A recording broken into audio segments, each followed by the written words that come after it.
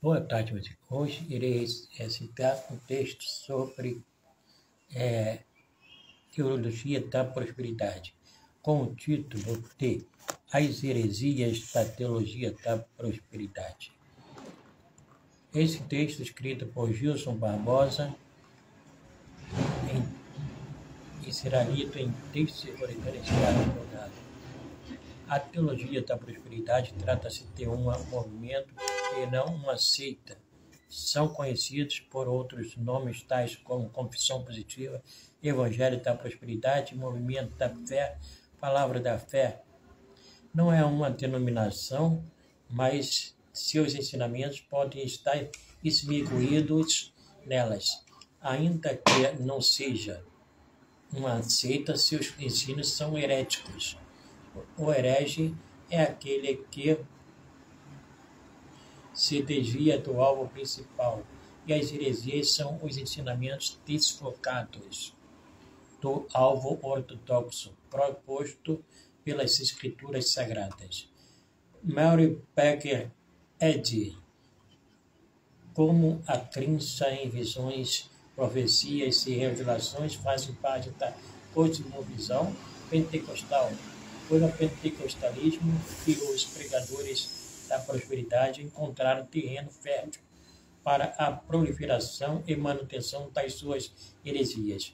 Kenneth Irving Reagan, 1917-2003, um dos importantes mentores do movimento, alegava possuir autoridade profética e, ao longo da sua jornada cristã, teve várias visões e revelações. Porém, a origem deste movimento espúrio encontra-se nas seitas metafísicas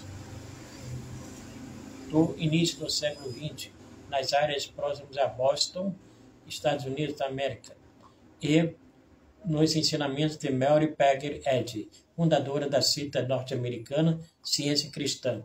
Mary Baker Eddy negava a realidade da doença, dizia que era o ser humano que formava as doenças através de uma postura mental errada.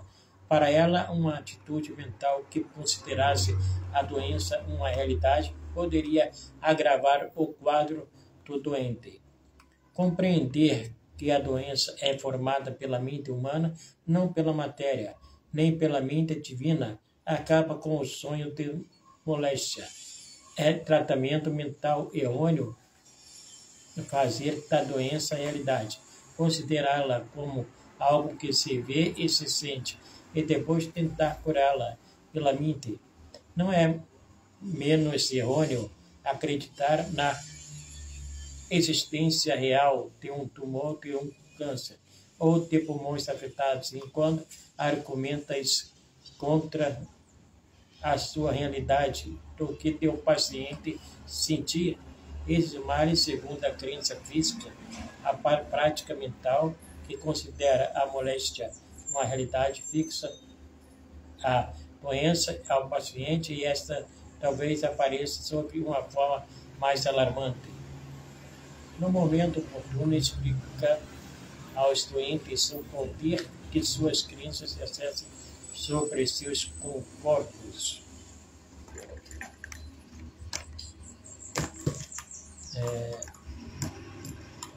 Que as doenças exercem sobre seus corpos. Dar-lhes compreensão divina e sadia para poderem combater seus conceitos errôneos e assim apagar da mente mortal as imagens de doença. Quando um sofredor se convence de que não há realidade na sua crença de dor, porque a matéria não tem sensação e por isso a dor na matéria é uma crença errônea. Como pode ele continuar a sofrer? Conforme explica o Dr. Alan Pieratti, o Evangelho da Prosperidade, a cosmovisão prevalecente no movimento da prosperidade fazia-se em dois pressupostos. Primeiro, pressupõe-se que o mundo material está debaixo do controle de forças espirituais. Segundo, ensina-se que essas forças podem ser manipuladas e controladas por meio da fé. A ciência cristã ensina que os pensamentos humanos podem controlar as forças espirituais, ou seja, as leis espirituais são regidas pela vontade humana. Desta forma, a saúde e as riquezas estão ao alcance de todos os crentes. A fé é o elemento primordial responsável por apoderar-se das forças do mundo invisível e projetá-los no mundo visível. Kenneth Reagan chega até mesmo a dizer que a fé do crente é do mesmo tipo da fé que Deus possui.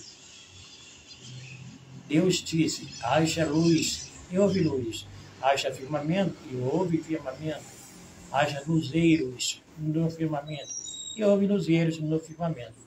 Da mesma forma, o crente deve confessar por meio da palavra o sucesso financeiro e a saúde física.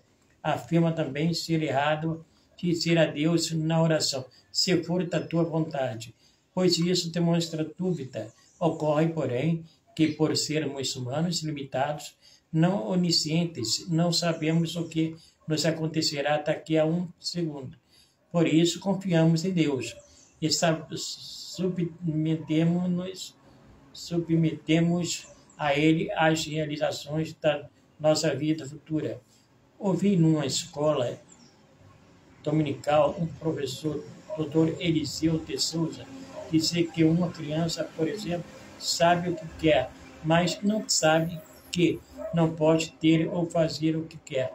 Deu o seguinte exemplo: uma criança sabe que quer colocar o dedo numa tomada, mas não sabe que não deve colocar o dedo na tomada. Assim somos nós diante de Deus. Sabemos o que queremos, mas não sabemos o que é melhor para nós. Aliás, talvez o que queremos seja até mesmo perigoso, como o caso de criança colocar o dedo na tomada. Não é errado orar para que Deus faça sua vontade. Não foi isso que Jesus ensinou na sua oração do Pai Nosso. Faça-se a tua vontade, assim na terra como nos céus. Entendemos que a vontade de Deus prevalece até mesmo no céu, que dirá na terra. O ensino da confissão positiva pressupõe que aquilo que está apenas na mente é trazido à existência, ao mundo físico, por meio de um pensamento certo e uma confissão correta. Nada de pensamento negativo e até mesmo uma ponderação razoável é descartada, ainda que Kenneth Reagan não negue absolutamente a realidade das doenças. Porém, seu entendimento de que é necessário entender corretamente as dores das doenças, uma questão de reflexão e postura mental, acaba por negar que elas sejam reais. É assim que o crente conquista riquezas de saúde. Num de seus livros, Kenneth Reagan afirma: quando você faz uma confissão positiva da fé, é criada uma realidade na sua vida. Então você caminha na realidade das bênçãos de Deus. Se confessamos fraquezas, fracassos e doenças, destruímos a fé. Quando conservamos firme nossa confissão, trazemos Deus para o cenário. Nossas confissões nos governam. Essa é uma lei espiritual que poucos de nós percebem.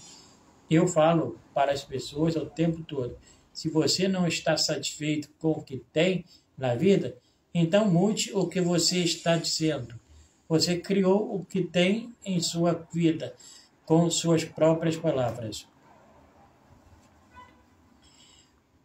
Entretanto, o pastor Paulo Romero, no livro Super Crentes, página 26, explica a passagem bíblica, Gênesis 42, versículo 36, onde os irmãos de José, ao regressarem do Egito, sem a presença de Simeão, diz o seguinte: tendes-me privado de filhos, José já não existe, Simeão não está aqui, ides levar a Benjamim, todas estas coisas me sobrevêm.